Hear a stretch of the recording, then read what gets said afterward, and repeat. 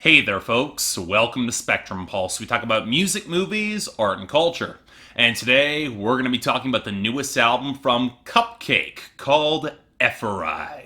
Yeah, I'll say it. I should have been a lot more on the ball with cupcakKe here. And I know for a fact that me making that statement will surprise or even confuse some of you, especially if you have only a passing familiarity with the Chicago MC. If you only know her from her image or her reputation for making hypersexual, very confrontational bangers in the vein of a Lil' Kim or a Missy Elliott or early Nicki Minaj, you might have been inclined to dismiss her as a viral sensation, but not really having much beyond that. And thus, when I started getting requests to cover her third full-length album, Ephorize, this early in the year, I was kind of inclined to blow it off. But you know what? I didn't have much else in my schedule, so I figured might as well check out her first two albums, and I am so glad I did. Because while she does have some songs that fit that predisposed image, cupcakKe is one of the most impressive new MCs that I have heard in some time, no question. A ton of charisma, real stage presence, a diverse set of very colorful flows that rhyme and connect way more consistently than so many of her male counterparts, and while she might make some of those provocative, sexual, kind of outrageous songs, she was just as capable of bringing some explosive bangers and starkly emotional and vulnerable songs with real intimate intensity and some intellect. Coupled with a fervent desire to remain independent, all of her albums have been self-released, and an uncanny knack for accessible but hard-hitting production, she showed a ton of real potential that I really appreciated. Now, I wouldn't quite say I was entirely won over by either Audacious or Queen Elizabeth. They're both very good projects to be sure, but the former had a few sung hooks that are definitely not cupcakKe's strong suit, and the latter indulged in more trap-leaning production that didn't always flatter her or took that many chances. A little bit too desaturated and narrowly focused, at least for me. But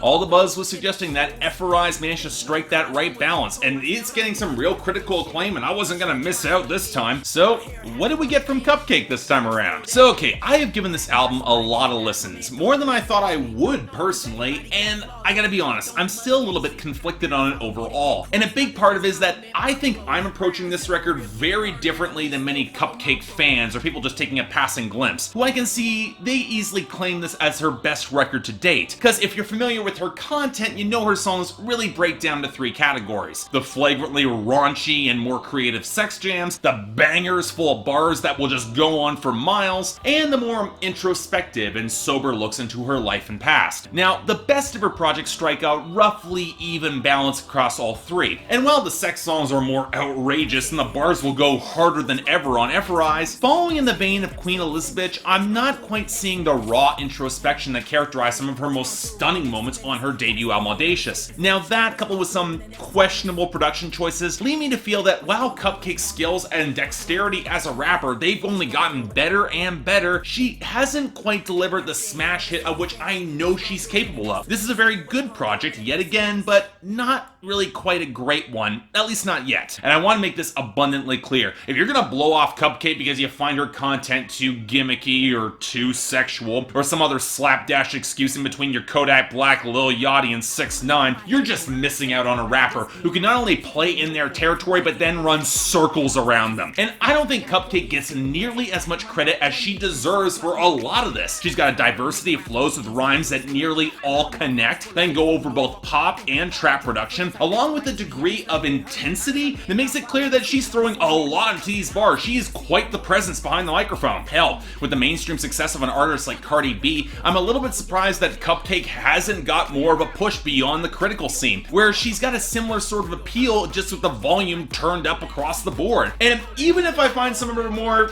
eclectic punchlines and hooks a little bit bewildering, I mean, Cinnamon Toast Crunch is more reminiscent of Lil B than it probably should be, she's got the raw charisma and presence to be convincing, either on the flexing songs or with the more explicit tracks. Now, granted, whenever she indulges in some of those auto-tuned vocals for hooks that show up behind Exit or Post-Pick, it makes me wonder why she doesn't just grab a pop artist for her hooks. I mean, she's worked with Charlie XCX in the past, and they're a good fit together, but you know what? It's very clear that cupcakKe is the lone star of this show, and her wordplay has enough color to to at least keep my attention across all 15 songs, and they go by pretty fast. Now granted, this is where we start getting into more of the lyrics and the content, and if you're gonna get skeeved out by the more explicit songs, there's really only 3 on this album. Duck Duck Goose, which takes her partner's dick into all sorts of new and fascinating places before getting it chopped off. Then you got Post Pic, which is more about a guy jacking off behind his girl's back to pictures of Cupcake, and then Spoiled Milk Titties, which is probably the best of these songs, even as the final verses get utterly ridiculous with some of the requests like licking armpits. Although a short Google search confirms that that is indeed a fetish, so okay then. And then you get your anthem for her LGBT fan base with Crayons, which, yeah, it's decent enough. Good production there, decent hook, even if it feels a shade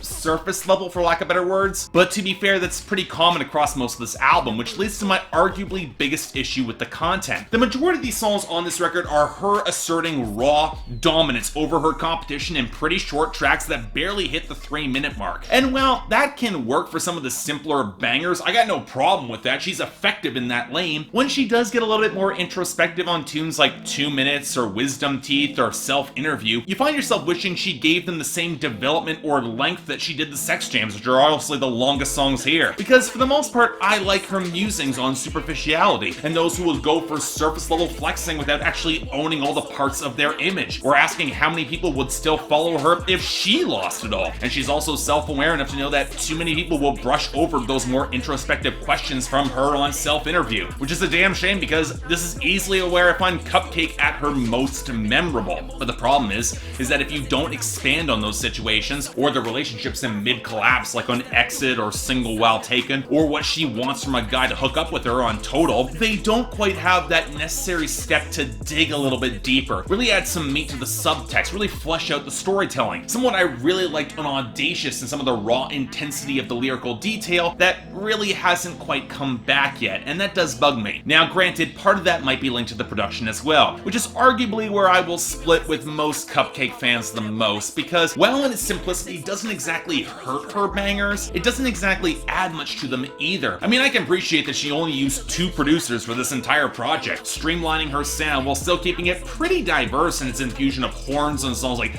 Fullest, Crayons, and Cinnamon Toast Crunch, or the guitar behind Spoiled Milk Titties to complement the stuttered bassy trap knock, or the skittering trap hi-hats that almost recall some drill. But it's also hard not to feel like certain instrumentals don't really distinguish themselves enough, like the recorders and flutes behind Wisdom Teeth and then repeated on Navel, or how Total's production uncannily recalls elements of Biggie Smalls from Queen Elizabeth. And I get that there's a greater pop sheen of some of these tunes, but when you hear a song like Duck Duck Goose and how much the production there resembles a song like Bon Appetit from Katy Perry from last year, you start wondering if the more exaggerated or provocative content deserves production that actually took more chances and went a little bit wilder. It's not always necessary. The more sober pianos behind 2 Minutes and Self-Interview, they work fine for those songs, and I actually like the hollow drums and the clanking percussion on Cartoons that felt just off kilter enough. But for as many bangers as Cupcake crams onto this project, I almost wish they brought more layers and textures to the table, provide the wild backdrop to the layers I know that Cupcake has. I definitely appreciate her populism and desire to really bring in the hooks, and on the best songs here, she definitely does, but there could be a little bit more meat to the production to really flesh out these bones. And that's really where I fall on Ephorize. It's a good project for sure, and Cupcake only continues to impress me as an MC, but while she's thoroughly defined her unique lane, I'm convinced that she's got a lot more to offer beyond it. She's too outrageous and creative of a writer to be painted into a corner, and as such for me, this is a pretty light 7 out of 10 and a step up from Queen Elizabeth, but I do like Audacious a little bit more for its individual standouts. But considering how quickly Cupcake is refining and releasing projects on her own, I'm fully confident she will step up and deliver in the future. In the meantime, this was certainly a solid listen, although definitely not safe for work, or for those guys who can't handle some of the more colorful references. Do not dismiss Cupcake as just a gimmick, folks. She's a better rapper than she gets credit, and better than so many more in the mainstream, and with projects like this, she's really becoming a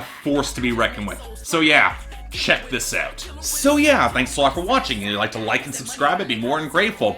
If you want to buy the record, and I highly suspect you do, she self-released this. Links in the description below, and I got the poll up there for all you Cupcake fans to tell me how wrong I am and how this is her best project to date. And it's definitely good, I just don't think it's quite great just yet.